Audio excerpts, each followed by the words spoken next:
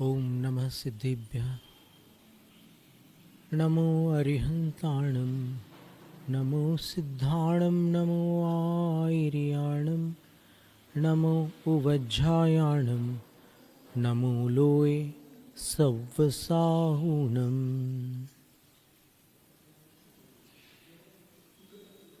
त्रिलोकवर्ती त्रिकालवर्ती अरहंत सिद्ध आचार्य उपाध्याय और सर्व साधु परमेष्ठी भगवंतों को भक्तिपूर्वक नमस्कार। परम भट्टारक महादेवादिदेव तीर्थंकर परमात्मा वर्तमान जिन शासन नायक तीर्थंकर भगवान श्री महावीर स्वामी को भक्तिपूर्वक नमस्कार। द्वादशांग श्रुत देवता स्वरूपा भगवती जिनवाणी सरस्वती देवी माता को भावपूर्ण वंदन। जो आज इस धरती पर नहीं है किंतु हमारे हृदय में अचल विराजमान है, ऐसे परम श्रद्धेय चारित्र चक्रवर्ती आचार्य श्री शांति सागर महाराज को नमस्ते। दीक्षा शिक्षा गुरुवर आचार्य श्री विद्यासागर महाराज को नमस्ते।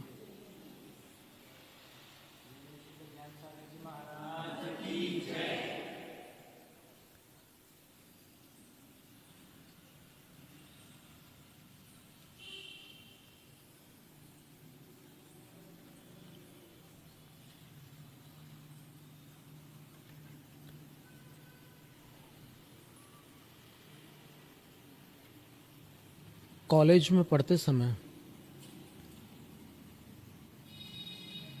पंडित सुमन जी ने हमें चारित्र चक्रवर्ती पढ़ने की अनुमति दी थी, तो हम मंदिर से लेकर के वो पुस्तक घर पर लाए थे और उसको पढ़ने के बाद फिर कॉलेज जाते थे। सीढ़ियों पर चढ़ते समय वही वाक्य गूंजते थे। आचार्य शांति सागर महाराज का वर्णन था उसमें।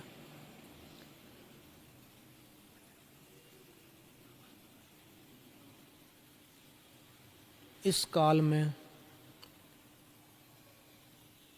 इस वैज्ञानिक युग में, इस भागा दौड़ी वाले जीवन में, जहाँ पैसा और सम्मान ही ऐसे योगी की जीवनी पढ़कर अचंभा हुआ, आश्चर्य हुआ।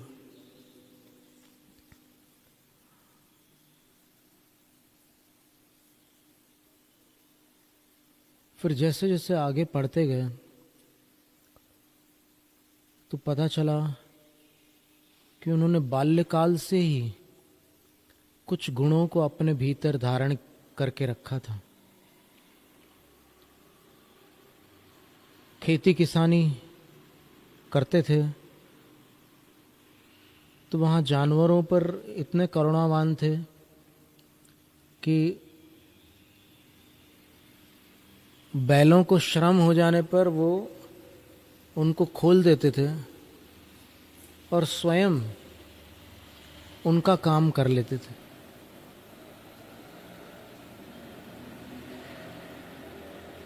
तो ऐसी सब बातें पढ़ते गए क्या होता है कि अनुकरण करने से महानता नहीं आती, महानता अंदर से आती है। आप किसी की नकल करोगे तो महान नहीं बन जाओगे।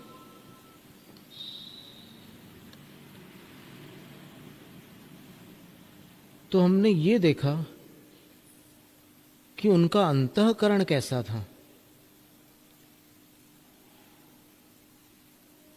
पंडित दिवाकर जी से भी संपर्क हुआ, ऐसे साक्षात वार्तालाप तो नहीं हुआ। सुमेरचंद दिवाकर जी उनके निकटवर्ती थे, लेकिन उनके छोटे भाई से हमारा काफ़ी वार्तालाप हुआ। उन्होंने बोला, जो उनके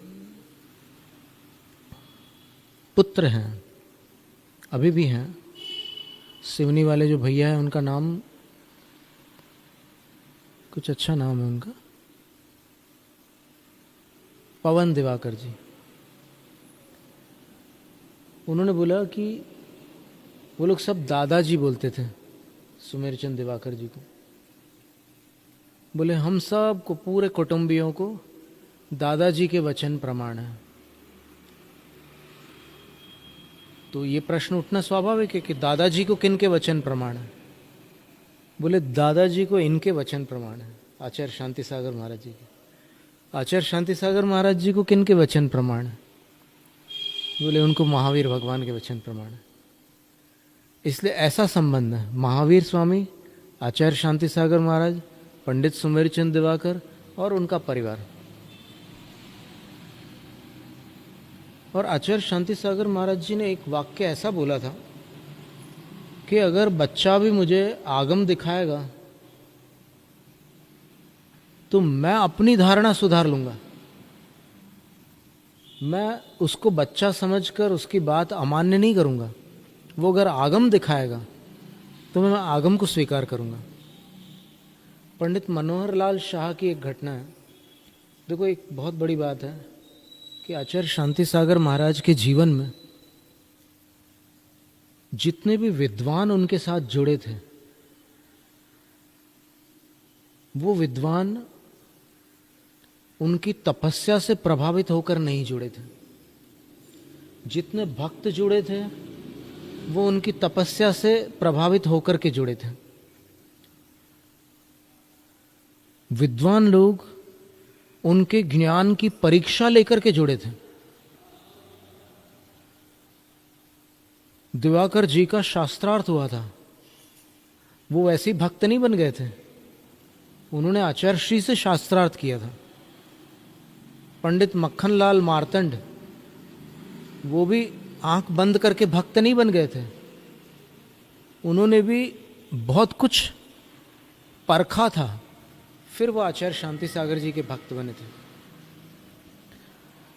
पंडित मनोहर लाल शाह इंदौर में रहते थे, कालानी नगर उनका निवास था। उन्होंने शास्त्रों में से कुछ प्रमाणों का संग्रह किया और संग्रह करके आचार्य श्री को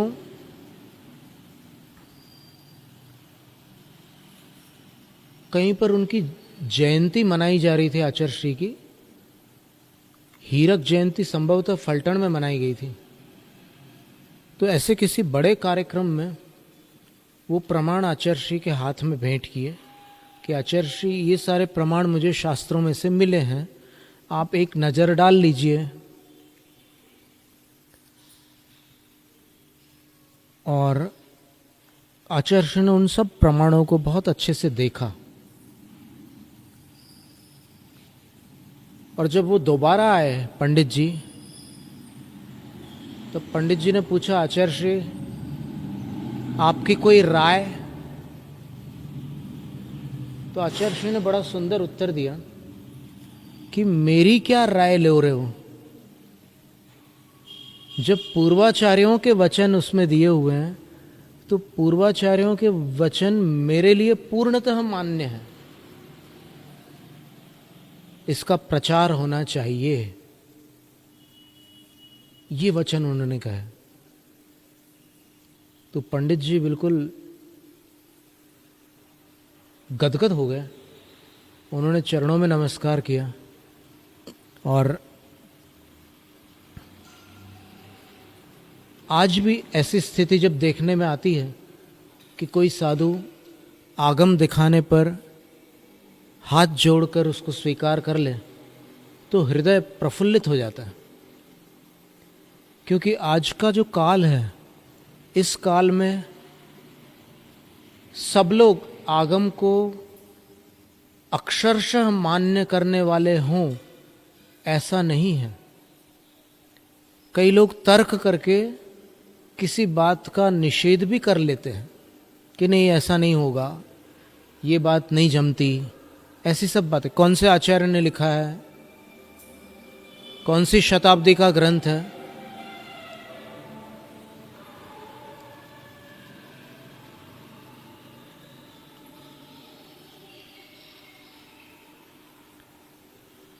ये तो ज्ञान की बात हुई, और आचार्य महाराज के अंतिम उपदेश में ऐसी बहुत सारी ज्ञान की बात है।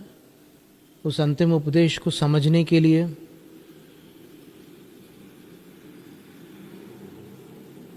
थोड़ा शास्त्रों का स्वाध्याय आवश्यक है। उसके बिना उसका जो मर्म है वो पकड़ में नहीं आ सकता। कुछ लोग एक वाक्य पकड़ लेते हैं, आत्मचिंतन करा।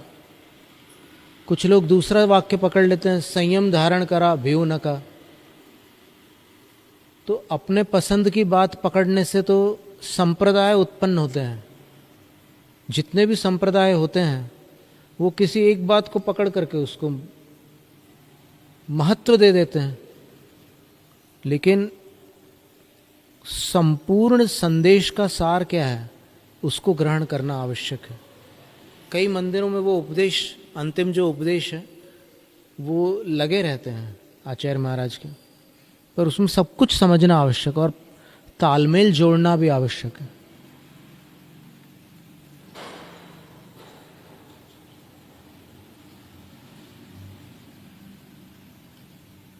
प्रारंभ में आचार्य महाराज ने, आपने कभी देखा है वो उपदेश? ऐसे सामने आ जाता तो अच्छा रहता ना।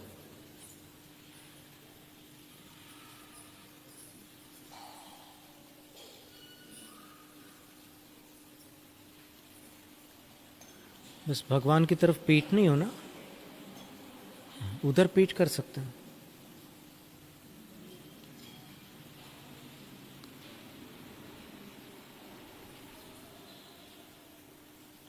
तो हम क्या बता रहे थे? हाँ, उस उपदेश के प्रारंभ में आचार्य महाराज ने केवल नमस्कार किए हैं। आप देखना, ओम सिद्धाय नमः, 2400 तीर्थंकराय नमः, ऐसे सब जगह नमः नमः नमः बोला उन्होंने, जयकार नहीं लगाया उन्होंने। अब ये जयकार की परिपाटी फिर बाद में कहीं से आई होगी, तो जयकार से बड़ा नमस्कार होता है। अंचेमी पूजेमी वंदामी नमनसामी, और नमनसामी में, नमस्कार में अर्चना, पूजा, वंदना, इन सब का संबंध जुड़ जाता है। अर्चना कर ली, पूजा कर ली, वंदना कर ली, और अंत में नमस्कार कर लिया।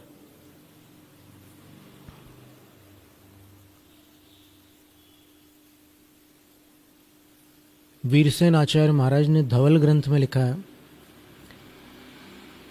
कि सम्यक दृष्टि जब ये क्रियाएं करता है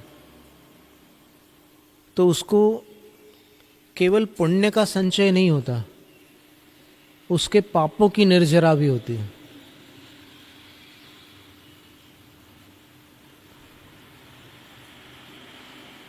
अभी दक्षिण कर्नाटक में हमारा चतुर्मास हुआ था, कारकल में। वहाँ पर एक श्रीधर भाई थे, उन्होंने प्रश्न किया कि ये पूजा भक्ति वगैरह करते हैं तो इससे तो पुण्य का आश्रय होता है, बंद होता है, और कुछ होता है क्या पूजा भक्ति करने से? तब फिर हमने उनको शास्त्र बतलाया कि पूजा भक्ति करने से केवल पुण्य का आश्रय बंद नहीं होता, किंतु कर्मों की निर्जरा भी होती है। पंडित जगन मोहन लाल शास्त्री ने आचार्य शांति सागर महाराज की 8 दिन परीक्षा ली।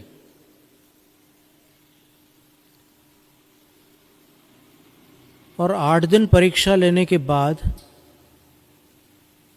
उन्होंने पहले जो भी कानों से सुना था और जो भी पढ़ा था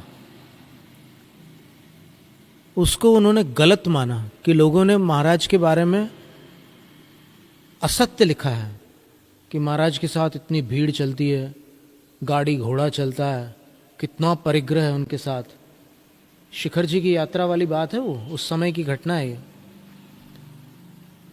तो महाराज जी शिखर जी से ही लौट रहे थे, इलाहाबाद क्रॉस कर चुके थे, तब इन्होंने 8 दिन परीक्षा ली, और 8 दिन परीक्षा लेने के बाद इनको समझ में आ गया कि लोग अपनी बुद्धि के अनुसार जो समझते हैं वो बोल देते हैं, और सत्य कभी कभी अलग होता है। तो उन्होंने आचार्य शांति सागर महाराज को 8 दिन परीक्षा लेने के बाद फिर नमोस्तु की। और जब उन्होंने नमोस्तु किया, उसी समय उनके गांव के लोग भी आ गए और उन्होंने भी नमोस्तु किया। उन्होंने तो श्रद्धा से किया, इन्होंने परीक्षा लेकर किया। तो आचार्य श्री ने सबको आशीर्वाद दिया, और अचानक उन लोगों में से किसी ने पहचान लिया कि अरे पंडित जी यहाँ पर हैं। बोले, पंडित जी आप यहाँ पर हो? हम लोग तो ढूंढ ढूंढ के परेशान हो गए, आप कहाँ हो? आचार्य श्री ने बीच में बोला कि ये पंडित है। बोले, आचार्य श्री ये पूरे भारत के नामी पंडित हैं।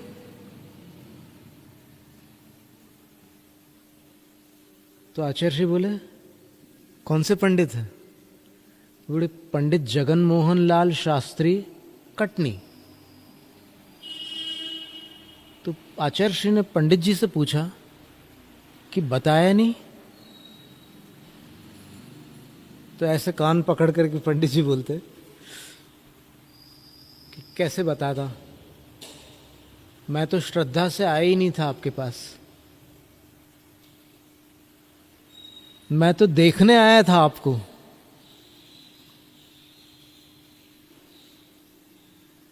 और देखने के बाद आज मैं पहली बार नमोस्तु कर रहा हूं। तो कटनी वाले जो दूसरे श्रावक थे, उनकी आंख बदल गई पंडित जी की तरफ ऐसे। यानी पंडित जी अपने आप को इतना ज्ञानी समझ रहे हैं कि ऐसे गुरु की वो परीक्षा ले रहे हैं। उनको थोड़ा सा रोष आया, लेकिन आचार्य श्री ने देखो कितनी कुशलता से उस परिस्थिति को संभाला। आचार्य श्री ने पंडित जी से कहा, पंडित जी तुमने बहुत अच्छा किया।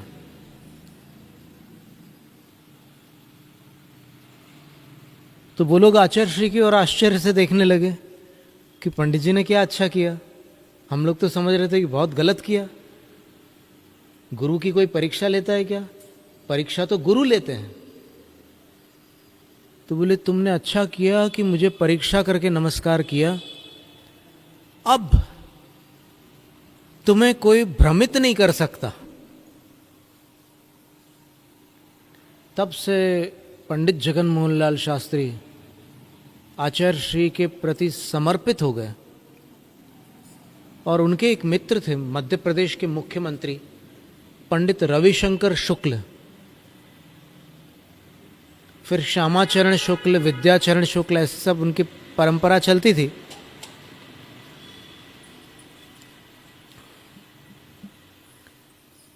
तो पंडित रविशंकर शुक्ल ने पंडित जगन मोहन लाल जी से कहा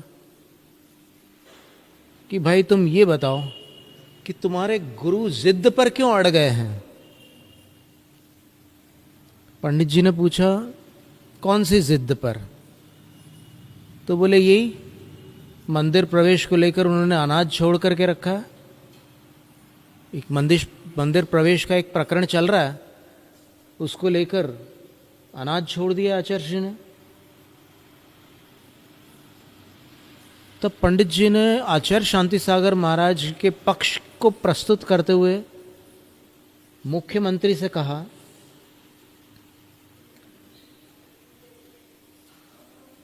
कि हमारे जिन मंदिरों में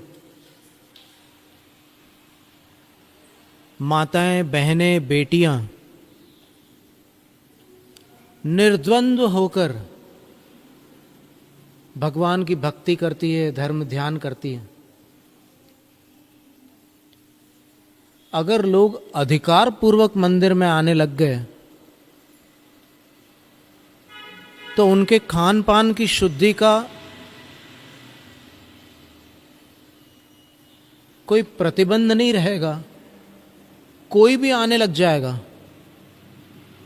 और आप जानते हो कि जो लोग अधिकार मांग रहे हैं उनका खान पान कैसा है। वो रात दिन मदिरा में डूबे रहने वाले लोग हैं, मांस का भक्षण करने वाले लोग हैं, और भी न जाने क्या क्या करने वाले लोग हैं। तो हमारे गुरु ने इसलिए इसका त्याग किया अनाज का कि सप्त व्यसनियों को भगवान के दरबार में आने की खुली छूट न मिले और वो यहां आकर के उपद्रव न मचाए।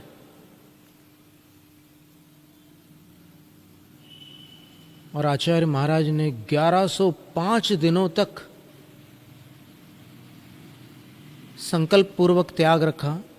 उसमें प्रारंभिक जो दिन था वो अष्टमी अथवा चतुर्दशी का दिन था, तो वो उनका वैसे ही उपवास था। तो वैसे गिनोगे उसको और मिला लोगे तो 1106 दिन तक उन्होंने अनाज का एक दाना भी नहीं ग्रहण किया। समाज प्रार्थना कर करके थक गई कि आचार्य श्री, आपके त्याग से क्या होगा, ये सरकार का काम है, सरकार कैसे मानेगी। तो भी आचार्य श्री ने उनकी बातों पर ध्यान नहीं दिया, अपना त्याग बनाए रखा। और अंतिम दिन जब मुंबई हाई कोर्ट में निर्णय होने वाला था,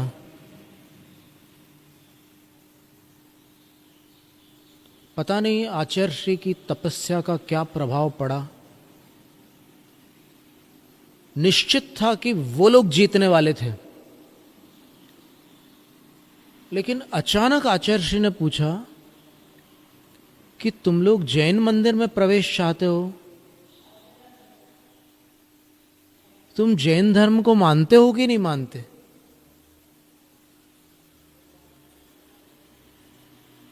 तो बोले नहीं, हम लोग जैन धर्म को तो नहीं मानते।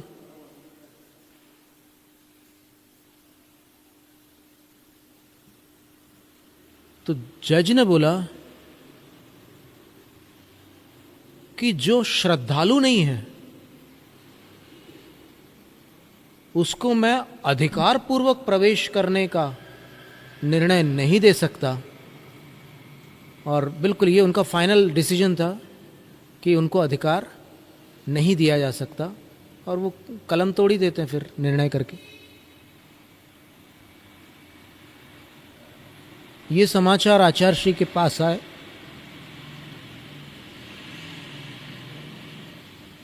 जिसने समाचार दिए उसका गला भर गया था, आंखों से आंसू टपक रहे थे कि अब आचार्य श्री अनाज लेंगे।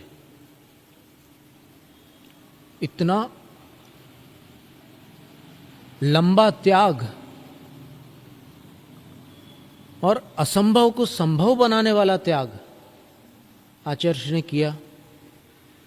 अब वो अनाज लेंगे, पर आचार्य श्री ने बोला कि मुझे प्रमाण चाहिए। कितने महान आचार्य हैं, मुझे प्रमाण चाहिए।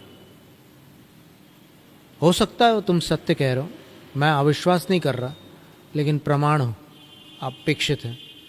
फिर जब प्रमाण मिला उनको, तब उन्होंने अनाज ग्रहण किया। हमने आचार्य शांति सागर महाराज श्री का एक कीर्तन लिखा था, उस कीर्तन में हमने ये पंक्ति जोड़ी थी।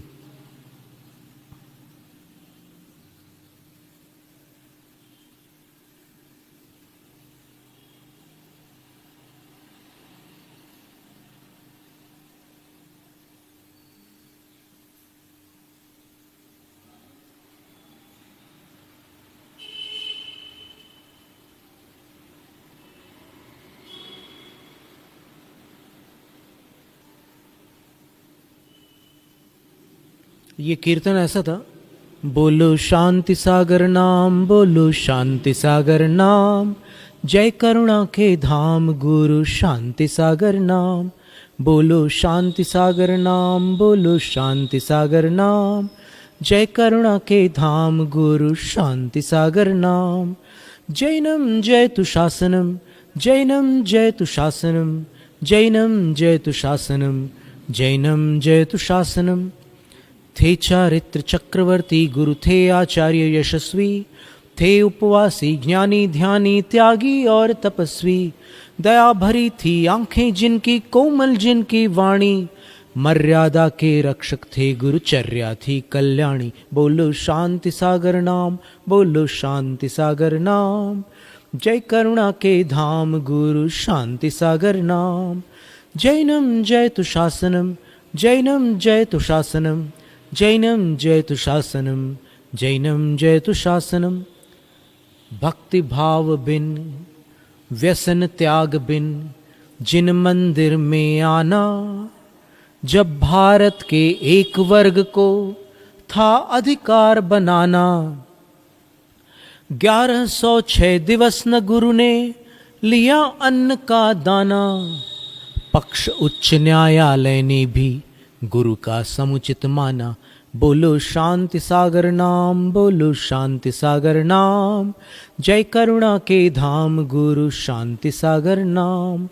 जैनम जयतु शासनम, जैनम जयतु शासनम, जैनम जयतु शासनम, जैनम जयतु शासनम।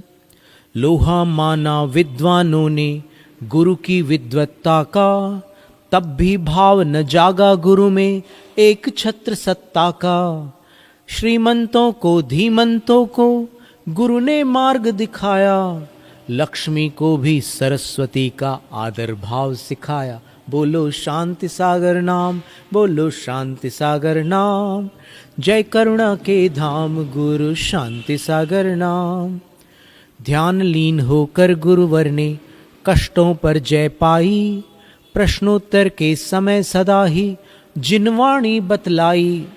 सुर नर मुनि पशु पंछी तक को शांत मूर्ति गुरु भाते, सर्प लिपट जाते काया से शेर निकट आ जाते। बोलो शांति सागर नाम, बोलो शांति सागर नाम। जय करुणा के धाम गुरु शांति सागर नाम। ज्ञान और संयम ही बांटा पर न बने अभिमानी, मैं तो छोटा सा योगी हूँ कहते थे वे ध्यानी। चारित्र चक्रवर्ती में लिखा है कि 3 कम 9 करोड़ मुनियों में मेरा आखिरी स्थान है। ज्ञान और संयम ही बांटा पर न बने अभिमानी, मैं तो छोटा सा योगी हूँ कहते थे वे ध्यानी। कभी किसी का दिल न दुखाया रहे अभय के दानी, कौन मिलेगा अब उन जैसा अडिग अटल चट्टानी। बोलो शांति सागर नाम, बोलो शांति सागर नाम। जय करुणा के धाम गुरु शांति सागर नाम। गुरु के भीतर भरी हुई थी आगम निष्ठा भारी, भक्ति मार्ग में उनके मत में थे समान नर नारी। धवला जी को ताम्रपत्र पर गुरुवर ने लिखवाया, जिनवाणी की रक्षा का यह सुंदर कदम उठाया। बोलो शांति सागर नाम, बोलो शांति सागर नाम। जय करुणा के धाम गुरु शांति सागर नाम। ज्ञान क्रिया का संगम गुरु ने सबको स्पष्ट बताया, अंतिम दिन तक नवन देखना ज्ञानी गुरु को भाया। मरण शास्त्र 36 बार पढ़ शुद्ध भाव को भाया। मरण शास्त्र 36 बार पढ़ शुद्ध भाव को भाया। कर समाधि 36 दिनों में जीवन धन्य बनाया। बोलो शांति सागर नाम, बोलो शांति सागर नाम। जय करुणा के धाम गुरु शांति सागर नाम। जैनम जयतु शासनम, जैनम जयतु शासनम, जैनम जयतु शासनम, जैनम जयतु शासनम, जैनम जयतु शासनम, जैनम जयतु शासनम। जैनम जयतु शासनम।